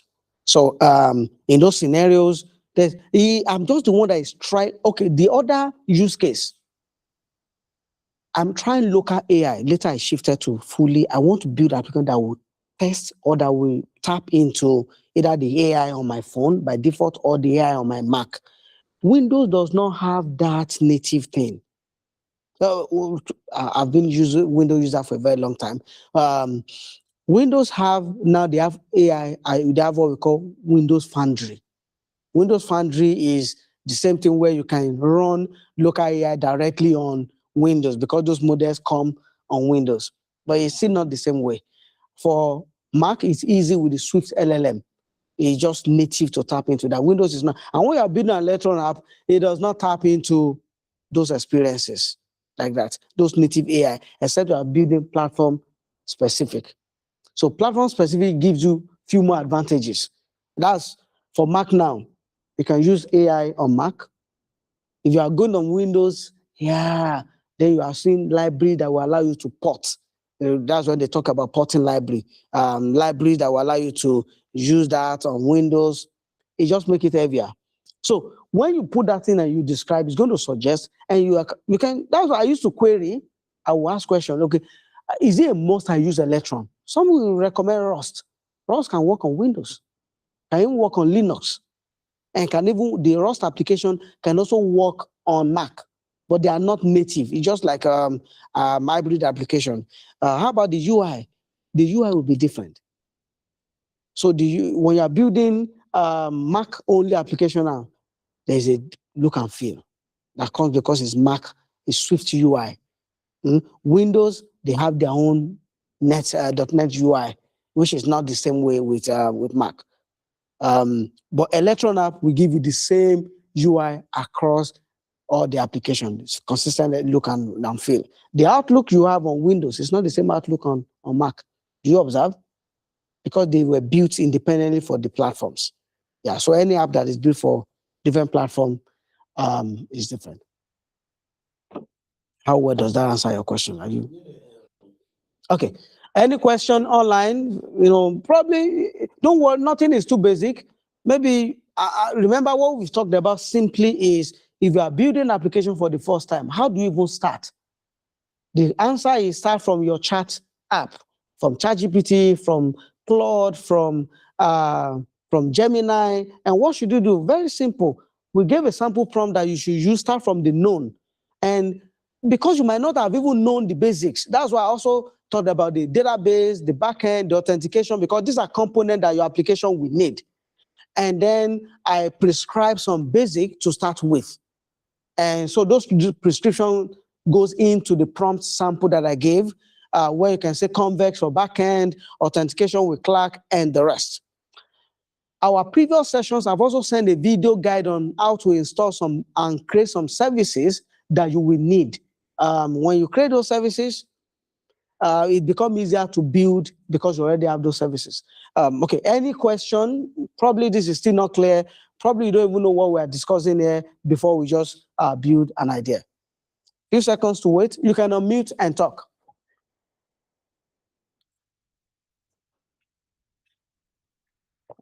Okay. You can always unmute any point in time. Now, it's time for us to build. What ideas, what project ideas should we actually build? The floor is open. Guys, let's think about something. What do you think we should build? Okay, this guy's answered now, so that is Gemma 4. If I come over here, if I reload, so far I load fast. Yeah, Gemma 4 is here now. And if I yes, I have tried it. It works, you say. It's because the model was not. Yeah. And that's something very interesting because you deploy the application Yeah. online, Yeah. but you find a way to parameterize the model that will be used to power it. Yeah, locally. Then you can use local model, and I guess you can also decide to use an online endpoint. Like let's say you have a API. subscription. Yeah. It's something that can do or have to do always. You can do that, but I see that it's showing the different way. You can even tap and see, does it make you laugh, move on to the next one, that kind of joke. You can do that, but I don't recommend building for users to put their API because securing the transfer, the transit is also going to be yours.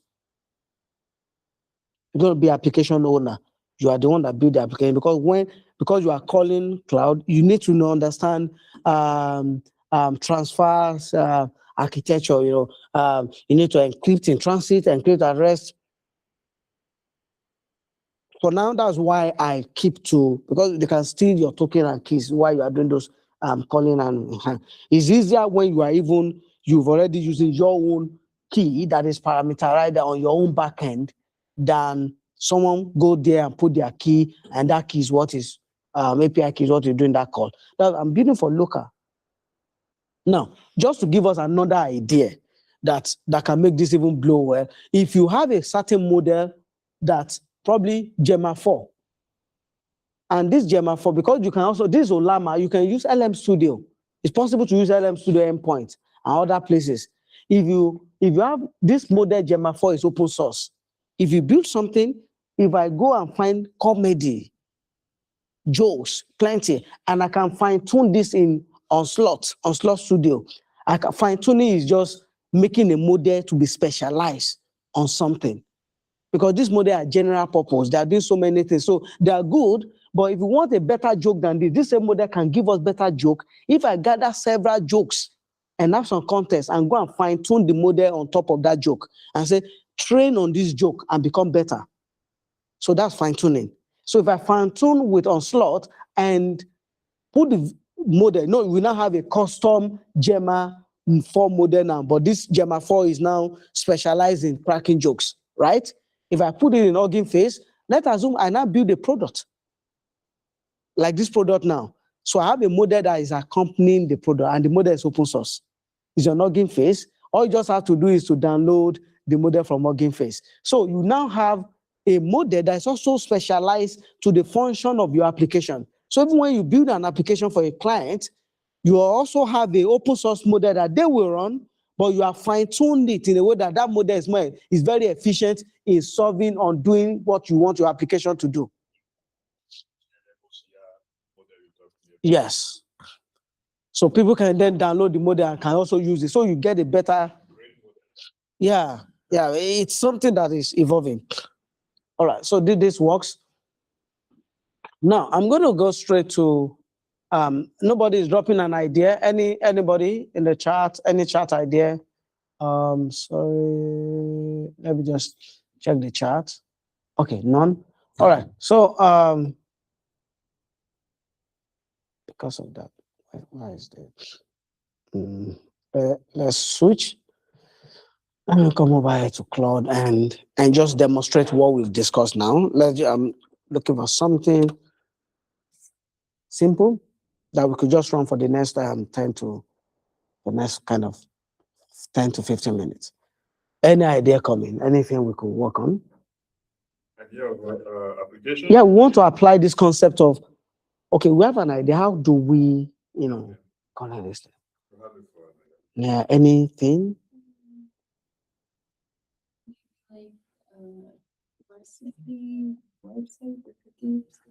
Yeah, that's nice. So, what do you want? I have a very nice one.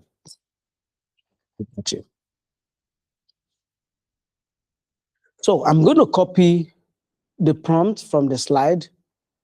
By the way, are you going to share the slide? Yes, we will share the slide. So I'm going to copy the prompt. There's a prompt from the slide. This prompt right there. Control C. It's not going to be overly necessary here for me because Claude has been using it for years. It knows those stuff, but I'm going to also keep it like this. Now, here is okay, let me also try this guy. Here is the idea. Oh, it's not working. I can see the audio source is not picking. Yeah, the other source is not picking. So let me just let me check. It's Pocket 3. The audio is actually Pocket 3, not wireless. Yeah, Osmo Pocket 3. Yeah. Okay, so here's the idea. I think this is actually working right now. Aha. You see how fast it is? Talking and but I see that. Are you using Otter AI? Now we're using, last time the Otter AI did not work. Ladies and gentlemen, this app is working right now. So this is the idea. I traveled recently to Spring, Arkansas, and went to different restaurants, and there's a list, but each of those menus does not have, I can't visualize what the food actually look like. And Andrew Kapati already built a product around this called Menu Gen. So when you scan, you go to a restaurant, you just scan the menu list. It's also automatically going to generate for you, for each of those menus, it's going to generate the visual of that food. And also could put some calorie calculations and all those stats around it. Is it a nice idea that we can build? For example, you started with menu recipe, right? But what I described, is this something we can build? Now, assuming we don't know what it takes to build this. So we're going to do the same thing. All right. So I'm going to describe. I have an idea. We want to build an application where if I go to a restaurant, of course, by the way, this is going to be a web app. If I go to a restaurant and I want to buy food, I have a list, menu list. Most of the time, there's no image of how the food, what the food looks like.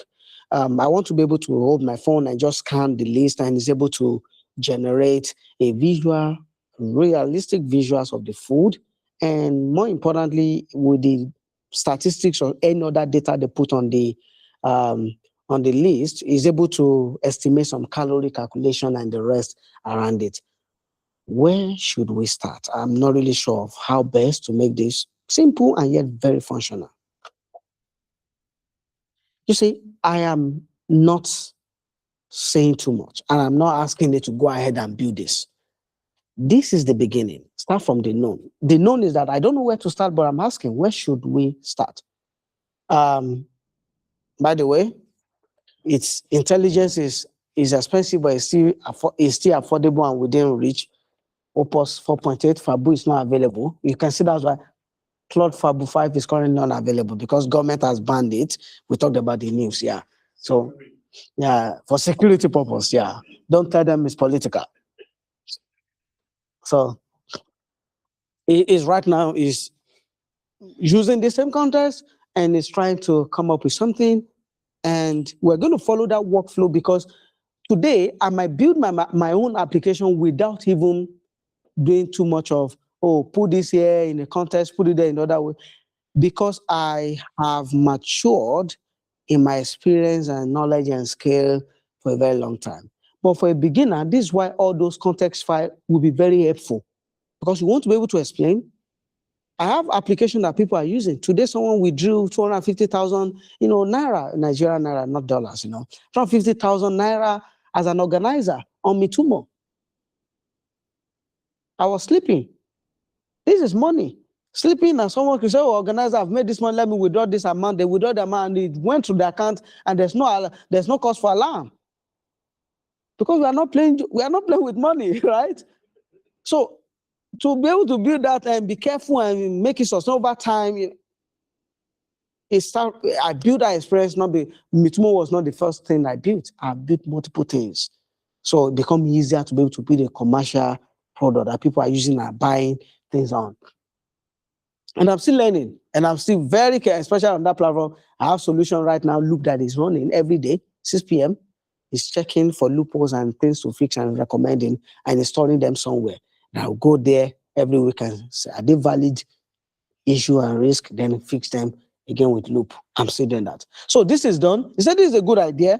Of course, every idea is good to AI agent these days. Good idea and a fun one. Let me lay out the simplest version that actually works and flag the one honest catch before you spend any effort. Why is he saying this? It's because of the prompt. We are simple things, but because we don't want to waste time, and I don't want to waste time. Simplest version 1, forget live scanning for now. That's the AR style thing where the image, augmented reality is the AR, where the image updates as you wave the camera around. Okay, we don't want that. Yeah, we don't want that. It's a lot of complexity you didn't ask for. The simple version that delivers the same value, you take a photo of the menu, the app reads it, and you get back a card for each dish, which with a generated picture and an estimated calorie count. Same result, a fraction of the work. The flow is just photo in, read the menu per dish, make a picture, estimate nutrition, show cards. 2 of the 4 things this app needs are not possible with Convex. Are we seeing this now? Clark are not possible with Convex, Clark, Resend, or Vercel. They are both AI capabilities. They each need an outside service. 1, a vision AI to read the menu photo and estimate nutrition. Needed because none of your 4 services can read an image or guess calories. an image generation API for the food pictures. Needed because none of your 4 services can generate images. I know this, but for a beginner who has not been building, they now understand, okay, I need this. This does not work. Are you getting this? It's using that beginner understand. And everything is simple. It's not writing too long of thing.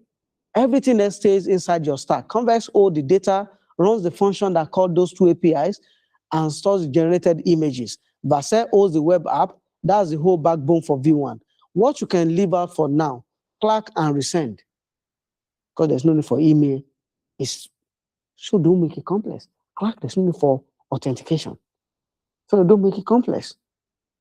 And why? Scanning a menu doesn't need a login or an email. So adding them now is complexity you don't need. They are trivial to add later if you want saved scan history, Clark, or to email a result, resend. 2 things to be honest with yourself about before building. The generated picture is a representative image of, say, pad thai, not a photo of that specific restaurant actual plate. You have to be realistic. It helps someone who's never seen the dish, especially someone like me. I love African food. I only eat African food. I struggle with American food. American doesn't have food. And all you just show is different list of names. Show me what is it. Anything that is creamy that do this, I run away from it. But it's hard to see when you're only seeing names of, give me this one. They bring you like this. Oh, no, I can't eat this.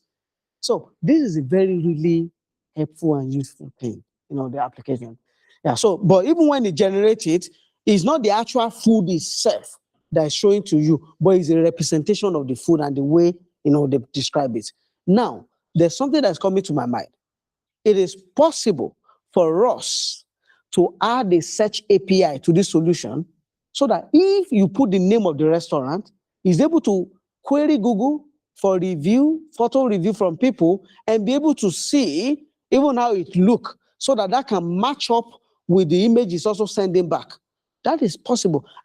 I'm able to think that way now because I've been building. I know I can instruct it to infuse it, but we won't go that direction yet. And the capable AI model today, for example, Nano Banana from Google does search. So before it generates, it thinks and it searches. So it's able to probably even add that already to the architecture. We even add that as a feature. Yeah. Wow, to make that same food recipe. Do you see that? I need to capture that. So after we read through this, I can that's it becoming a very valuable and helpful and useful thing. Most menu print no nutrition data. So the calorie number is an AI estimate from the dish name, not fat. Fine as a ballpark, risky if anyone treats it as exact. What's showing it as approximate, right? Of course. What I need from you before writing anything. For the 2 AI pieces, my default suggestion is to use the Anthropic API. Of course, I'm chatting with Claude. What else do you expect? Anthropic API for reading the menu, even though Anthropic is not the best with OCR. It's still suggesting that you use Anthropic AI for reading the menu and estimating nutrition, since you already work with it heavily. That's one fewer new account. So I don't need to create another account. The image generator is a genuinely new service either way. Are you okay approving A, Anthropic for the vision or nutrition step, and B, one image generation API for the picture? If yes, I will tell you the current options for the image one so you can pick. Then we'll start with the convex schema and the photo upload screen. Now, the next way is to continue this conversation till everything is complete, and we then ask it to. In fact, we doesn't need to create all of these things. So next, what you describe. I don't want to miss it out.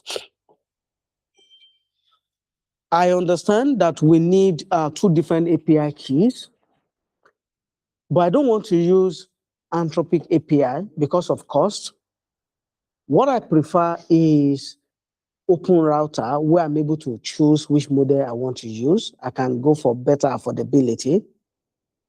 People don't know that now, but some knowledge comes from watching people. And for the image generation, yes, in fact, with open router, I can still choose, which image model I want to use, but please, you can suggest which one is best for this. I understand the disclaimer around this because this is not the exact dish, it's just an approximate.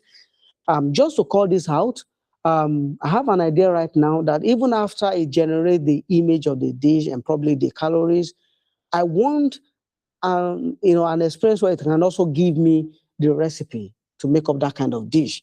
Of course, we might not be able to tell exactly because probably they have a secret ingredient in that restaurant.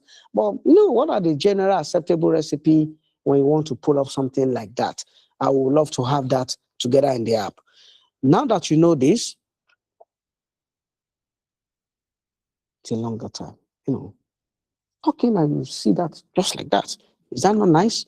I'm just trying to show you guys that this, if you don't have Otter AI, go and download and install. It's free.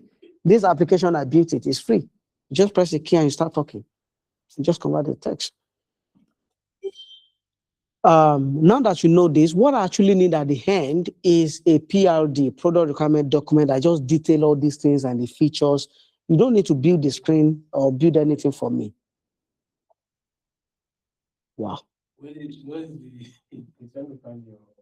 Want to get Otter AI? Correct. So the easiest way is to go to, now let me even see if Google has anything. Arata. I don't have funny enough, I don't have a subdomain for it. Yeah. See, it's not there. So, yes. Yeah, you still have my voice? Oh, it's not typing. Yeah. Gainbooker.com. It's my site. Someone done that. I feel like you're making your site more ginger. You expect some ginger there. No, it has to be like this. So this is what I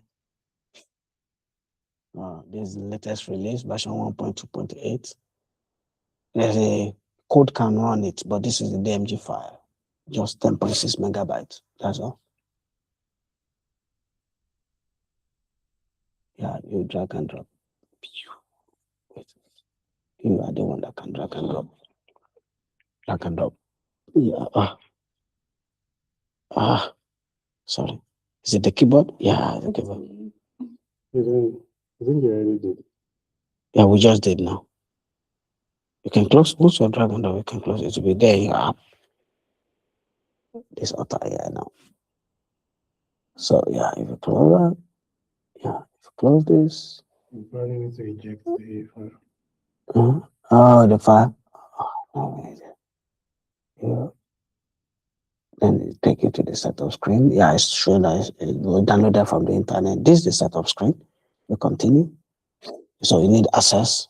You need to grab that access on your system. Talk about AI.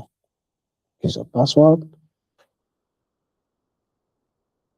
Fantastic. Quit and reopen. This is done now. So you continue. This one is done. Grant access to microphone because you need that.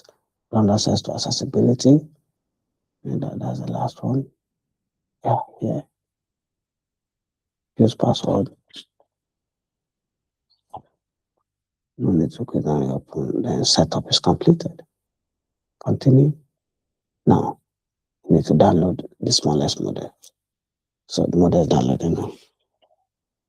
This is so fast, so smart. Don't worry, I'll still touch up this. I'm putting some apps there. All the apps will be there. All of them. Yeah, it's cool. Is it cool or code? No, this is cool. You see, there's a validation here. Thank you.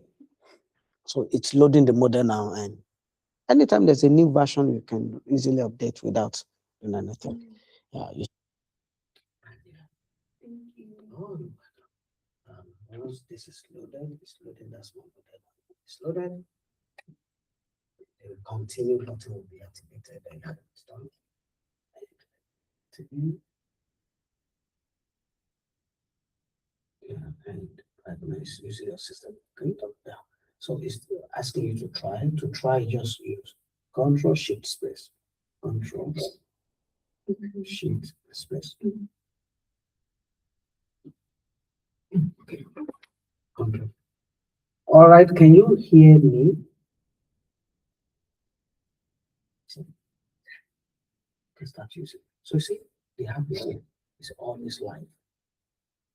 So anywhere you want to type, you just press Control Shift Space and hold, or you just point here and click here. You just continue. Click here, just continue recording. Click stop with that. It's going to insert the text wherever I want it to be. Thank you. Oh, you're welcome. All right, guys. So we're done. It's great additions. The recipe feature fitting manually, and I'm not going to run through this too much because, in fact, what we need, it has built it. Right here. Great additions. The recipe feature fits naturally, and I like the open router core. One provider, you pick the model, you control cost. Before I write the PRD, let me verify the current image generation option so my recommendation is accurate and not based on stale information. All right, 2 useful findings before I hand you the PRD. The bigger one simplifies your build. Open Router now does image generation too, through the same API and the same key you will use for the text model. So this is one new API key, not two. So meaning, because the application you are building is going to use AI, two different forms of AI. One will be able to scan the image, which you upload, which is the menu, and then extract information from it, and then generate, and then use another model to generate image, and then also generate menu. So there are two models, a model that will scan and generate the recipe, another model that will generate the image. Now, Open Router as a platform is where different models are. So again, you will not always know everything at once. That's why that's the essence of these sessions like this that we're having. You will get to know about some things. I actually got to know about Convex from Theo on YouTube because I used to watch his YouTube live videos.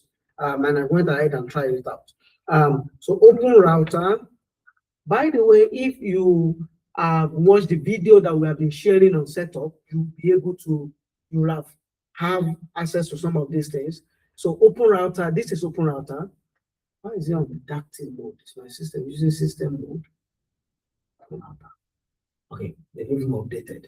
So this is Open Router. It's just a platform where you have several models instead of Entropy model or different API model. When you create a model, it's an aggregator. When you create your own API here, you can choose which of these models, and they have several models. Look at text model, 380 different models. Image generation model, 34 models. Embedding models, audio models, video generation models, different type of models. So instead of you trying to go to those websites and create an account with them and be generating API key, you can just have Open Router accounts and use that same API and just decide which model you want to use. And that is what we have here. That we don't need two different models. We can use just one open. That's what it's saying here. That so this is one new API key, not two. We just need to create API key from Open Router, and that is all. When you are building, you decide which model is going to be your your image generation and which one will be your text generation. On which image model, I will recommend Gemini 2.5 Flash Image Nano Banana as your default. It's the most used image model on Open Router by a wide margin, and it's built for fast, cheap generation, which fits food card images well. When you want a quick, appetizing, representative picture, not a 4K art piece. If you ever want sharper results, you can switch to Nano Banana 2 Gemini 3.1 Flash Image by changing one string. Since that's the whole point of routing through Open Router, I will skip the GPT image model for V1. They are pricier and you don't need them here. So the final stack for V1 is Vercel for hosting, Convex for data plus the function I call the AI, and Open Router, the one key, both the menu reading, nutrition recipe text model, and the food image model. Clark and Resent stay on the shelf until you actually need login or email. Here's the PRD. PRD is the product requirement document. Traditionally, when all this tech company or any company that is building the product, this what we did now is what they do. They meet, they discuss the ideas on an idea, and after they are so clear on the direction of what they want to build, they create a product requirement document. So that document is what the PM product manager, now use to engage developers. So and that's what we have there. Keep it simple. The product PRD always state the problem, what the app is going to solve, who is it for, what is the flow. It's just basic information about the app. And that's what we have here. This is what we can then hand over to our coding agents to build for us. Everything we have discussed in the chat is what this AI now has created as a PRD, which is called Product Requirement Document. That's the meaning of PRD. It describes the problem we're trying to solve, what the app will do. You can go through it and see everything we have chatted and discussed now is what has been turned into something that we can go to see explicitly not, so that the agent is not going to do what we do not ask for. It's stating it right there that these ones are not there, they're not there, they're not there. And the test stack and why. It's also even stating the decision, because when you meet in a meeting and you are engaged, at the end, you have, why did we say we are not doing this? It's part of what you have in your PRD. Why did we say we are doing this and not doing that? All right. And yeah, open questions. And then what I will do now is I will take this and give this to Codex. And why Codex is just wrong, you see that we don't need anything. We set a goal and Codex will beat it up. Just a goal and Codex will beat it up. So the reason is not really the honest. The model are capable these days now is this workflow, this ability to idea, to get familiar with how can I do this, what do I need to do, and I will add something to this. So yeah, we have this. I'm just going to, I can copy, I can download as Markdown. It's downloaded. Now I'm going to come over to Codex, and so while that is running, we're going to just do for and against, and everything will be perfect by the time we're done. Oh, Codex. Codex is by OpenAI. I don't want to take time here, but I want to also share some useful information. Cloud Code. Do you know Cloud Code? Cloud Code. I've heard of it. You used it. I did. Cloud Code is a coding terminal. Have you used it before? I guess so. Yeah, don't worry, over time. No. Yeah. Over time, you'll be sure. You'll be more assertive. Yeah. So, Cloud Code is from Anthropic. And that was a real breakthrough. Until today, we are using it and it continues to drive things. Outside of ChatGPT for chatting, this is the second most commendable release from OpenAI. It's so hard to crack a new realm. Cloud Code was a new realm of coding. Before Cloud Code, there was Cursor, there was all these other coding agents, but the idea of a single terminal coding was Cloud. And they grew and made billions of dollars from Cloud Coding alone. OpenAI, because they also released their own, everybody was releasing their terminal. Terminal is a just coding interface where you are just writing commands. It's a command interface. And everybody was writing their own. OpenAI also released their Codex CLI. They call it Codex CLI. But it's not, because they are not the one that opened the niche. Sadly, there's something new you will do in that place. But then they had a code red. Because Gemini released model that is now better, now is doing more than what they were doing. They seem to lose their ground. There's nothing that OpenAI is now stronger for than the brand awareness and ChatGPT subscription, which is not making money. Anthropy is now making more revenue even than OpenAI. OpenAI is, they are stronger now, better because of this app. So all of a sudden, I don't know how they crack it. I don't know how they think human interface is That's where those human interface interaction domain, those people that study computer interface and human interface, that's where they make the biggest money. To think that, okay, let's give something like this change the entire game. Everybody is turning, is finding, is building their own annex like this now. Gemini, everybody coded, they are turning this annex. That's anti-gravity. Everybody coded, cursor, VS coded. That is to show that actually they actually did something. There's a frontier move here. Oh, for the past 2 weeks, I was sleeping on Codex. I'll just be on my phone. I'll be because my office is like second floor. My reactor is in the basement. Yeah. So I'm there saying, okay, do this, and it's building all of the stuff. It's a very, very powerful harness. So that's what simply we're going to use. So right now, I'm going to chart. Funny enough, they are making it a super app now. That's what they want to turn into. Yes, OpenAI is trying to turn this to a super app that you won't need ChatGPT, except you are just doing that goes to the world. Everything you're going to do your charts in here. You're going to do everything. Now they've even done it now. The latest update that you can actually add model that is not OpenAI.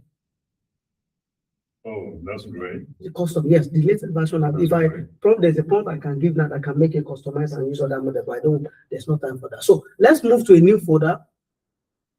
We can create a new project folder. So I'm going to click on new chart. And what name should we call this application? Oh, okay. I'm just going to say add a new project, use an existing folder, or start from scratch. What should we call this? No, it's a menu, but give us a name.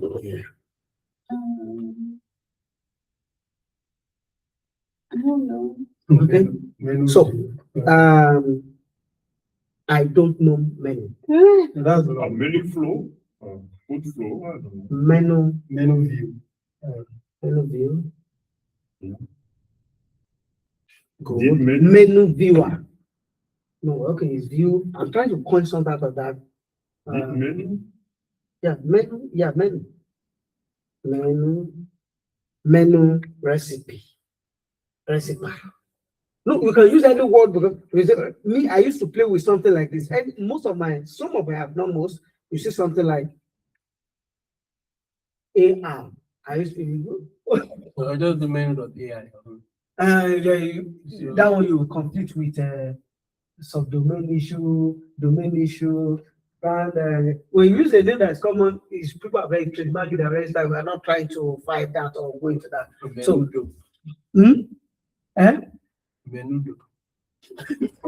funny enough, it's already you can't tell it. That's like in the Spanish word. Yeah. What menu recipe? This AI, just like Otter, Sander.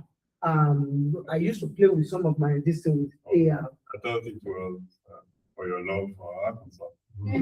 Interesting. You see, good perspective. Arkansas.